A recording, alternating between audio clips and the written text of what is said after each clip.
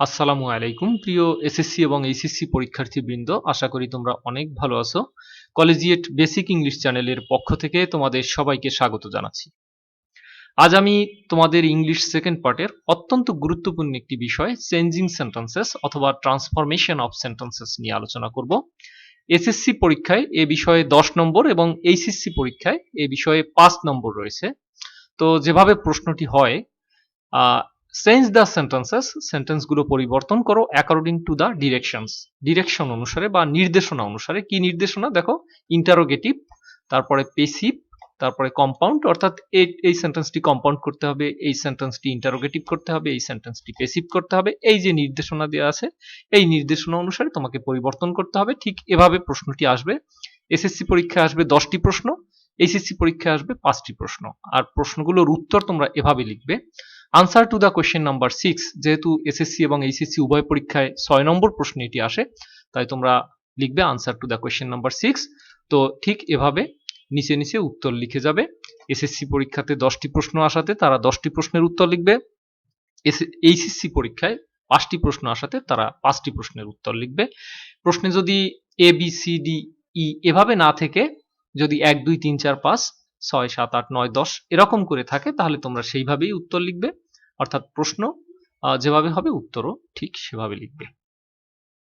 শিক্ষার্থী বন্ধুরা, আমরা একটি প্রশ্ন বিশ্লেষণ করব। চেঞ্জ দ্য সেন্টেন্সেস, সেন্টেন্স বা বাক্যগুলোকে পরিবর্তন করো অ্যাকর্ডিং টু দ্য ডিরেকশনস, নির্দেশনা অনুসারে। এসএসসি ঢাকা বোর্ড 2019-এর প্রশ্ন এটি। দেখো, কম্পারেটিভ করতে বলা হয়েছে, অ্যাসার্টিভ করতে বলা হয়েছে, অ্যাক্টিভ করতে বলা হয়েছে, কমপ্লেক্স, ইন্টারোগেটিভ, অ্যাফার্মেটিভ, তারপর পেসিভ, সিম্পল, নেগেটিভ এবং কম্পাউন্ড সেন্টেন্সে পরিবর্তন করতে বলা হয়েছে। তোমরা জানো যে অর্থভেদে সেন্টেন্স হচ্ছে 5 রকমের, তার মধ্যে অ্যাসার্টিভ, ইন্টারোগেটিভ, ইম্পারেটিভ, অপটাটিভ এবং এক্সক্লামেটরি সেন্টেন্স। আর গঠন অনুসারে সেন্টেন্স হচ্ছে 3 রকমের, তার মধ্যে একটি হচ্ছে সিম্পল, আর একটি হচ্ছে কমপ্লেক্স, আর একটি হচ্ছে কম্পাউন্ড। তো দেখো যে সেই অর্থভেদে সেন্টেন্স 5 রকমের আর গঠন অনুসারে সেন্টেন্স 3 রকমের। এই যে সেন্টেন্সের যে ধরন, এগুলো দিয়েই এই 10টি প্রশ্নের মধ্যে 60টি প্রশ্ন করা হয়েছে। এই যে অ্যাসার্টিভ করতে বলা হয়েছে, তার মানে গঠন অর্থভেদে যে সেন্টেন্স 5 প্রকার, তার মধ্যে একটি। কমপ্লেক্স করতে বলা হয়েছে, ওই যে গঠন অনুসারে সেন্টেন্স 3 প্রকার, তার মধ্যে একটি। আচ্ছা, ইন্টারোগেটিভ করতে বলা হয়েছে, অর্থভেদে সেন্টেন্স 5 প্রকার, তার মধ্যে একটি। অ্যাফার্মেটিভ করতে বলা হয়েছে, আমরা জানি যে অ্যাসার্টিভ সেন্টেন্সের দুটি ভাগ রয়েছে, একটা অ্যাফার্মেটিভ আর একটা হচ্ছে নেগেটিভ। কাজেই অর্থভেদে সেন্টেন্স 5 প্রকার, সেটির পরিবর্তন করতে বলা হয়েছে। সিম্পল করতে বলা হয়েছে, এটি হচ্ছে গঠন অনুসারে। আর কম্পাউন্ড করতে বলা হয়েছে, এটিও গঠন অনুসারে সেন্টেন্স যে 3 প্রকার রয়েছে তার মধ্যে পড়ে। তো দেখা যায় যে এই 10টি প্রশ্নের সেন্টেন্স দিয়েই করা হয়েছে 60টি প্রশ্ন। বাকি 3টি প্রশ্নের একটি হচ্ছে কম্পারেটিভ করতে বলা হয়েছে। তোমরা জানো যে ডিগ্রি, চেঞ্জ অফ ডিগ্রি আছে, তার মধ্যে comparative two superlative, positive to comparative এরকম রয়েছে।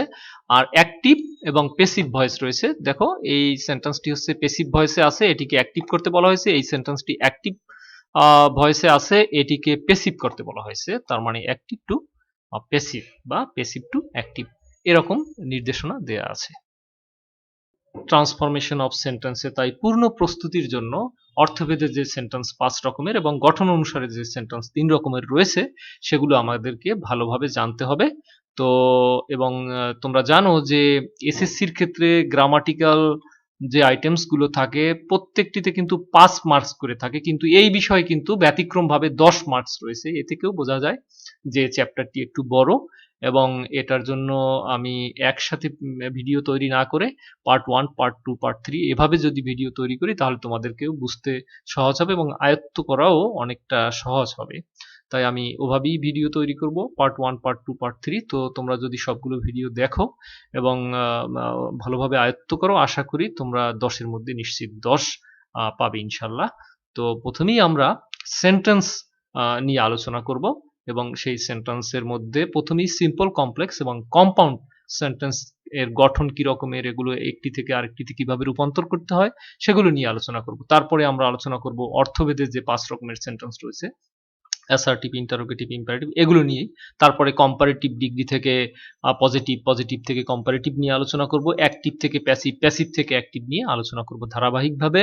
তো শুরুতেই আমরা সিম্পল, কমপ্লেক্স এবং কম্পাউন্ড সেন্টেন্স নিয়ে আলোচনা করব। সিম্পল, কমপ্লেক্স এবং কম্পাউন্ড সেন্টেন্স জানতে গিয়ে আবার আমাকে দুটি জিনিস জানতে হবে, একটি হচ্ছে ফাইনাইট ও নন ফাইনাইট ভার্ব, আর একটি হচ্ছে ক্লজ। কিন্তু সিম্পল, কমপ্লেক্স, কম্পাউন্ড সেন্টেন্স জানতে গিয়ে কেন আমাকে ফাইনাইট ও নন ফাইনাইট ভার্ব এবং ক্লজ সম্পর্কে জানতে হবে? আমি যখনই এই সেন্টেন্সটিকে কমপ্লেক্স সেন্টেন্সে, এটিকে সিম্পল সেন্টেন্সে এবং কম্পাউন্ড সেন্টেন্সে যখন এই সেন্টেন্সটিকে রূপান্তর করব, এখনই করব, এবং তখনই তুমি বুঝতে পারবে যে আসলে কেন আমাকে আবার ফাইনাইট, নন ফাইনাইট এবং ক্লজ সম্পর্কে ধারণা রাখতে হবে। ডি নম্বরটি দেখো, অনেস্ট পিপল, সৎ মানুষেরা, লিড এ হ্যাপি লাইফ, একটি সুখী জীবন যাপন করে। এটি সিম্পল সেন্টেন্সে আছে, করতে হবে কমপ্লেক্স সেন্টেন্স। তো দেখো, আমি যখনই এটি কমপ্লেক্স সেন্টেন্সে রূপান্তর করব, তখন আমাকে জানতে হবে যে কমপ্লেক্স সেন্টেন্সের গঠন প্রণালী এবং তার বৈশিষ্ট্য কি। আমরা জানি কমপ্লেক্স সেন্টেন্স হলো সেই সেন্টেন্স যে সেন্টেন্সে একটি স্বাধীন বাক্যাংশ থাকে আর এক বা একাধিক পরাধীন বাক্যাংশ থাকে। স্বাধীন বাক্যাংশের নাম হচ্ছে প্রিন্সিপাল ক্লজ, আর পরাধীন বাক্যাংশের নাম হচ্ছে সাবঅর্ডিনেট ক্লজ। দেখো, ইফ পিপল আর অনেস্ট, মানুষেরা যদি সৎ হয়, এই কথাটি বা এই সেন্টেন্সটি বললে মনে হয় যে এর পরে আরো কিছু কথা রয়ে গেছে, কারণ এতে পুরোপুরি মনের ভাব প্রকাশিত হচ্ছে না। মানুষেরা যদি সৎ হয়, এ কথা বললে কি একটি পূর্ণাঙ্গ সেন্টেন্স হয়? মনে হয় যে এর পরে আরো কিছু রয়ে গেছে, কিন্তু এই জন্যই এটি হচ্ছে পরাধীন বাক্যাংশ বা সাবঅর্ডিনেট ক্লজ। কিন্তু এই সেন্টেন্সটি দেখো, they they lead a happy life, তারা একটি সুখী জীবন যাপন করে, এই কথাটি বললে আর পরবর্তীতে মনে হয় না যে এর সাথে আরো কিছু লাগবে বা এর পরেও এই আরো কিছু বাক্যাংশ রয়ে গেছে। তারা সুখী জীবন যাপন করে, এটি একটি সেন্টেন্স, স্বাভাবিক সেন্টেন্স। এরপরে অন্তত মনে এই বাসনাটা আর জাগ্রত হয় না যে এর পরে আরো কোনো কথা রয়ে গেছে। তারা সুখী জীবন যাপন করে। কাজেই এই যে সেন্টেন্সটি, এই সেন্টেন্সটি একটি প্রিন্সিপাল ক্লজ। তো কাজেই আমাকে এই ক্লজ সম্পর্কে ধারণা রাখতে হবে। এফ নম্বরটিতে আসো, if we use time properly, আমরা যদি সময়ের যথাযথ ব্যবহার করি, উই ক্যান বি বেনিফিটেড, আমরা উপকৃত হতে পারি। এটিকে সিম্পল সেন্টেন্সে রূপান্তর করতে হবে। তো সিম্পল সেন্টেন্সে রূপান্তর করতে গেলে কিন্তু আমাকে সিম্পল সেন্টেন্সের গঠন এবং বৈশিষ্ট্য জানতে হবে। সিম্পল সেন্টেন্স হলো সেই সেন্টেন্স যে সেন্টেন্সে একটি সাবজেক্ট ও একটি ফাইনাইট ভার্ব থাকবে। সাবজেক্ট হচ্ছে উই, ফাইনাইট ভার্বটি হচ্ছে বেনিফিটেড। ফাইনাইট ভার্ব কি? ফাইনাইট ভার্ব হলো সেই ভার্ব যে ভার্ব তার সাবজেক্টের নাম্বার ও পার্সন অনুসারে পরিবর্তিত হয়। যেহেতু এইটি ক্যান বি রয়েছে, তাই বেনিফিট থেকে বেনিফিটেড হয়ে গেছে, কিন্তু এক্ষেত্রে কিছু ভার্ব রয়েছে যেগুলো সাবজেক্ট এবং ভার্ব অনুসারে পরিবর্তিত হয় না। যেগুলো যেমন টু যদি থাকতো, টু বেনিফিটই কিন্তু লিখতে হতো, বেনিফিটেড লিখতে পারতাম না, তাতে সাবজেক্ট এবং টেন্স যাই থাকুক না কেন।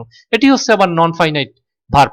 কাজেই এই ক্ষেত্রে তোমাকে আবার ফাইনাইট এবং নন ফাইনাইট ভার্ব সম্পর্কেও স্পষ্ট ধারণা রাখতে হবে। শুরুতেই জেনে নেওয়া যাক যে ট্রান্সফরমেশন অফ সেন্টেন্স কি। কোনো সেন্টেন্সের অর্থের পরিবর্তন না করে সেই সেন্টেন্সের কাঠামোগত বা স্ট্রাকচারাল পরিবর্তন করাকে বলে ট্রান্সফরমেশন অফ সেন্টেন্স। যেমন, হৈমন্তী কোনো কথা বলিল না, এই যে না বোধক বা নেতিবাচক বাক্যটি, এটিকে হ্যাঁবোধক বা অস্থিবাচক বাক্যে পরিবর্তন করলে দাঁড়ায় হৈমন্তী নীরব থাকিল।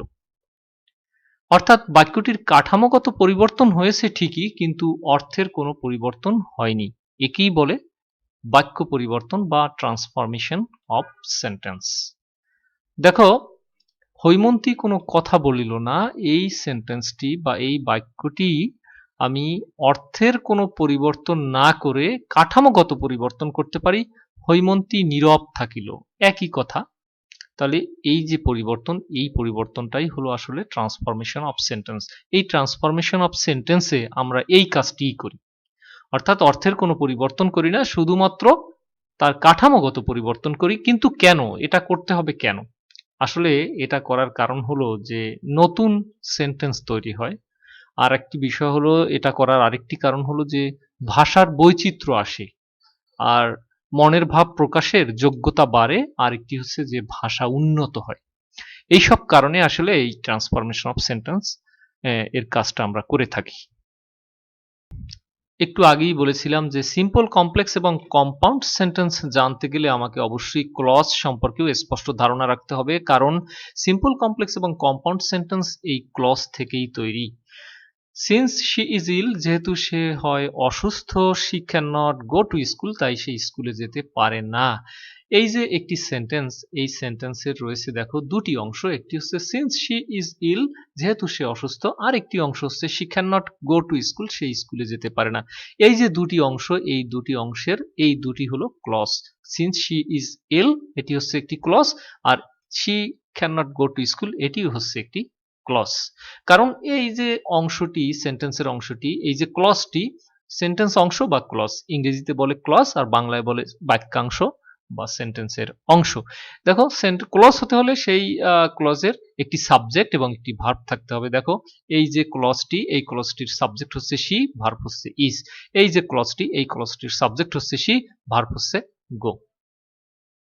ক্লজের আবার প্রকারভেদ রয়েছে। ক্লজ তিন প্রকার, যথা প্রিন্সিপাল ক্লজ, সাবঅর্ডিনেট ক্লজ, আরেকটি হচ্ছে কোঅর্ডিনেট ক্লজ।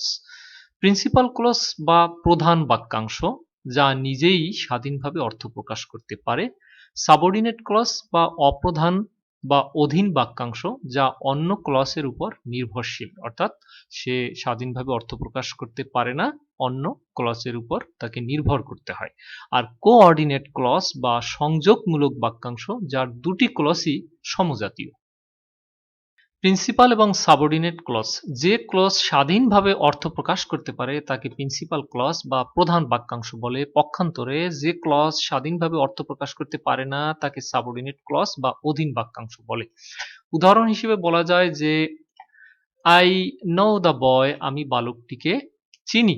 এই যে বাক্যটি, এই বাক্যটি স্বাধীনভাবে সম্পূর্ণ অর্থ প্রকাশ করতে পারে এবং শোনার পরে মনে কোনো আকাঙ্ক্ষা থাকে না, তাই এটি হচ্ছে প্রিন্সিপাল ক্লজ বা প্রধান বাক্যাংশ। কিন্তু হু ইজ অনেস্ট অর্থ হচ্ছে যে সৎ, এই যে বাক্যটি, এই বাক্যটি স্বাধীনভাবে কিন্তু অর্থ প্রকাশ করতে পারে না, কারণ যে সৎ বললে মনে হয় যে উম, আহ, আরো সামনে কিছু রয়ে গেছে, একটি অতৃপ্ত ভাব কিন্তু মনে এক্ষেত্রে থেকে যায়।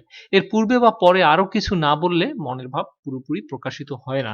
সুতরাং এই অংশটি হচ্ছে সাবঅর্ডিনেট ক্লোজ বা অধীন বাক্যাংশ। সাবঅর্ডিনেট ক্লোজের শুরুতে সাধারণত হু থাকে, হু ইজ থাকে, that, while, when, because, as, since, so that, আচ্ছা, তারপরে দো, অলদো, বিফোর, আফটার প্রভৃতি ব্যবহৃত হয়। যেমন এই জায়গাটির কথা বলা হয়েছে যে এখানে এই সমস্ত শব্দগুলো থাকে। আরেকটি হচ্ছে কোঅর্ডিনেট ক্লজ, দুই বা ততোধিক সমশ্রেণীর ক্লজ। সমশ্রেণীর ক্লজটা কি? যেমন একটি ক্লজ যদি হয় প্রিন্সিপাল, তাহলে অপর ক্লজটিও হবে প্রিন্সিপাল। কোনো কোঅর্ডিনেটিং কনজাংশন দ্বারা যদি যুক্ত হয় তখন তাকে কোঅর্ডিনেট ক্লজ বলে। কোঅর্ডিনেটিং কনজাংশন দ্বারা যুক্ত কি? কোঅর্ডিনেটিং কনজাংশন হলো অ্যান্ড, বাট, অর, আদারওয়াইজ, এই সমস্ত ওয়ার্ড। তো দেখো, হি ওয়েন্ট টু মার্কেট, সে মার্কেটে গিয়েছিল, অ্যান্ড, এই যে অ্যান্ড কোঅর্ডিনেটিং কনজাংশন দ্বারা যুক্ত হয়েছে, and he bot A shirt, সে একটি শার্ট ক্রয় করেছিল। দেখো, উপরের অ্যান্ড এর পূর্বের এবং পরের দুটি ক্লজই কিন্তু স্বাধীনভাবে অর্থ প্রকাশ করতে পারে। হ্যাঁ, এই যে হি ওয়েন্ট টু মার্কেট, সে মার্কেটে গিয়েছিল, হি বট এ শার্ট, সে একটি শার্ট ক্রয় করেছিল। এই যে দুটি সেন্টেন্স, দুটি ক্লজ, এরা কিন্তু প্রত্যেকেই স্বাধীনভাবে এরা অর্থ প্রকাশ করতে পারে, তাই এরা কিন্তু প্রিন্সিপাল ক্লজ এবং এরা যুক্ত আছে এই যে অ্যান্ড দ্বারা। তো এরকম অ্যান্ড, বাট, অর, আদারওয়াইজ এ সমস্ত কনজাংশন কোঅর্ডিনেটিং কনজাংশন দ্বারা যুক্ত হতে পারে, সুতরাং এদের প্রত্যেককে বলা হবে কোঅর্ডিনেট ক্লজ। এর আগে সিম্পল সেন্টেন্সের উদাহরণ দিতে গিয়ে বলেছিলাম যে সিম্পল সেন্টেন্স হলো সেই সেন্টেন্স যে সেন্টেন্সের একটি সাবজেক্ট এবং একটি ফাইনাইট ভার্ব থাকে। তো সেই প্রসঙ্গক্রমেই কিন্তু ফাইনাইট এবং নন ফাইনাইট ভার্ব আসলে চেনার প্রয়োজনীয়তা দেখা দিয়েছিল। তো দেখো, হি ওয়ার্কস হার্ড, সে কঠোর পরিশ্রম করে। এই যে ভার্ব ওয়ার্কস, এই ভার্বটির সাথে এস যুক্ত হয়েছে, তার কারণ হলো হি থার্ড পারসন এবং সিঙ্গুলার নাম্বার। তো আমরা জানি যে প্রেজেন্ট ইনডেফিনিট টেন্সে subject third person singular number হলে ভার্বের সাথে এস বা ইএস যুক্ত হয়, সে কারণে ওয়ার্কের সাথে এস যুক্ত হয়েছে, অর্থাৎ এই ভার্বটি তার সাবজেক্টের নাম্বার ও টেন্স অনুসারে পরিবর্তন হয়েছে। কিন্তু এদিকে দেখো, হি ওয়ার্কস হার্ড, সে কঠোর পরিশ্রম করে, টু শাইন ইন লাইফ, জীবনে উন্নতি করতে। দেখো, হি এর কারণে ভার্ব ওয়ার্কের সাথে এস যুক্ত হয়েছে প্রেজেন্ট ইনডেফিনিট টেন্সে, কাজেই বলতে পারি যে এই ওয়ার্কসটা সাবজেক্টের নাম্বার ও টেন্স অনুসারে পরিবর্তিত হয়েছে। কিন্তু দেখো টু শাইন অর্থাৎ উন্নতি করতে, এই যে শাইন শব্দটি, এই যে শাইন শব্দটি হচ্ছে ভার্ব, এটির এই বেসিক ফর্মটি কিন্তু ব্যবহার হয়েছে, এটির কিন্তু কোনো পরিবর্তন হয়নি, অর্থাৎ এটা কিন্তু এই সাবজেক্টের এই যে হি অনুসারে কিন্তু এটার সাথে এস যুক্ত হয়নি। কাজী এই যে টু শাইন, এই যে শাইন, এই শাইনটি হচ্ছে নন ফাইনাইট ভার্ব। তার মানে হলো কি? তার মানে হলো যে ভার্ব তার সাবজেক্টের নাম্বার, পার্সন ও টেন্স অনুসারে পরিবর্তন হয় সেটি হচ্ছে ফাইনাইট ভার্ব, আর যে ভার্ব তার সাবজেক্টের নাম্বার, পার্সন ও টেন্স অনুসারে পরিবর্তন হয় না সেটি হচ্ছে নন ফাইনাইট ভার্ব। তো সে কারণে শাইন হচ্ছে নন ফাইনাইট ভার্ব। আচ্ছা, আরেকটি উদাহরণ দেখো যে ইয়েস্টারডে গতকাল, হি ওয়েন্ট টু মার্কেট, সে বাজারে গিয়েছিল বা মার্কেটে গিয়েছিল, টু বাই এ শার্ট, একটি শার্ট ক্রয় করতে।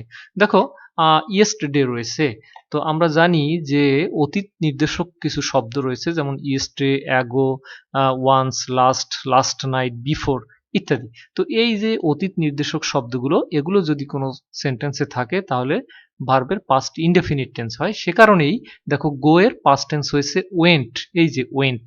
তো এই ওয়েন্ট কেন হলো? এই ইয়েস্টারডে রয়েছে সে কারণে। কিন্তু দেখো went to market to buy a shirt, এই যে টু বাই, তাহলে তো এই বাইয়েরও পাস্ট টেন্স হওয়ার কথা ছিল, কিন্তু তা কিন্তু হয়নি, সে কিন্তু বেস ফর্মেই আছে।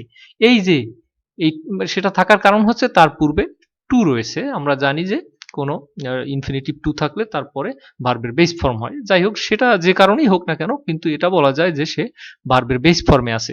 তো বা এই যে টেন্স, এই টেন্স অনুসারে এই বাইয়ের কিন্তু কোনো পরিবর্তন হয়নি, আর পরিবর্তন হয়েছে কার? ওয়েন্টের। তো কাজী টেন্স এবং সাবজেক্ট অনুসারে যে ভার্বের পরিবর্তন হয় সেটি হচ্ছে ফাইনাইট ভার্ব, আর যে ভার্বের টেন্স এবং সাবজেক্ট অনুসারে পরিবর্তন হয় না সেই ভার্বটি হচ্ছে নন ফাইনাইট ভার্ব।